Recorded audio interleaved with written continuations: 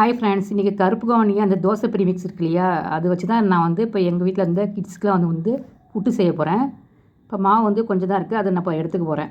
இப்போ உப்பு வந்து கொஞ்சமாக போட்டுக்க போகிறேன். தண்ணி கொஞ்சம் கொஞ்சமாக நம்ம ஊற்றி புட்டு மாவு பத்துக்கு நம்ம மாவு வந்து பிசையணும். இப்போ வந்து மாவு நல்லா பிசைய போகிறோம்.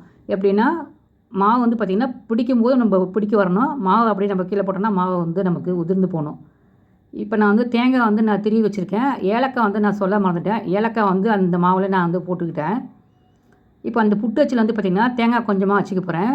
அந்த கருப்பு கவுனி இருக்கு இல்லையா, அந்த மாவு கொஞ்சோண்டு வச்சுக்க போகிறேன். திருப்பி தேங்காய், கருப்பு கவுனி மாவு, தேங்காய், அவ்வளோதாங்க. 10 நிமிஷத்துலேயே நமக்கு வந்து புட்டு வந்து ரெடி ஆகிடுங்க.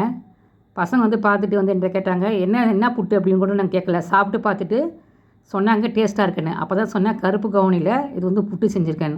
ஏன்னா அவங்களுக்கு வந்து பார்த்திங்கன்னா கலரை பார்த்தவொடனே சாப்பிட ஆரம்பிச்சிடுவாங்க. இப்போ இதுக்கு வந்து பார்த்திங்கன்னா நாட்டு சக்கரை சூப்பராக இருக்கும். இப்போ வந்து சுகர் வேணாம் அப்படின்னா கடலைக்கறி இருக்கு இல்லையா, அது வந்து காம்பினேஷன் சூப்பராக இருக்குங்க. உங்களுக்கும் இதேமாரி மில்லட்ஸ்லையோ இல்லை வந்து பாரம்பரிய அரிசிலையோ வேணும்னா ஸ்க்ரீனில் தெரிய நம்பருக்கு கனெக்ட் பண்ணுங்கள்.